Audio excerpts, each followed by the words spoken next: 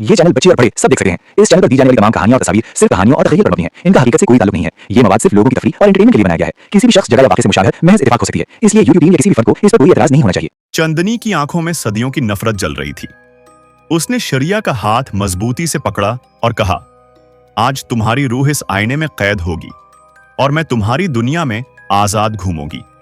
कमरे के तमाम आईने अचानक चमकने लगे।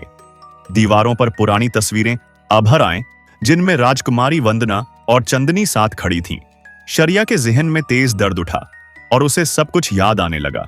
वो वाकई पिछले जन्म में वंदना थी। उसने अपनी बहन को मुआफ कर दिया था, मगर चंदनी के दिल में हसद खत्म नहीं हुआ था। चौकीदार दरअसल इसी जमाने का काला जादूगर था, जिसने चंदनी की मदद की थी। उसकी सजा यह थी कि वो सदियों तक उसी खंडर की रखवाली करे और उस दिन का इंतजार करे जब वंदना का जन्म दोबारा हो। चंदनी ने मंत्र पढ़ना शुरू किया। आईनों से तेज रोशनी निकलने लगी।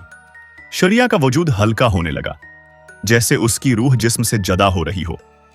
उसी लम्हे शरिया को अपनी मां की बात याद आई कि मुश्किल वक्त में दिल मजबूत रखना और सच्चाई का साथ देना। शरिया ने आंखें बंद की और दिल ही दिल में दुआ मांगी।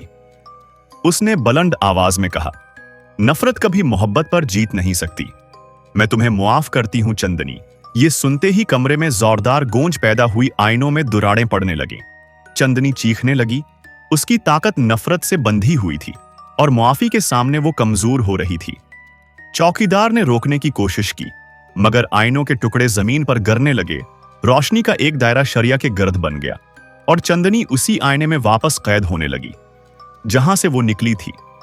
चंदनी आखिरी बार चीखी, में वापस आऊंगी, मगर आईना मुकम्मल तौर पर टूट गया और उसकी आवाज हमेशा के लिए खामोश हो गई।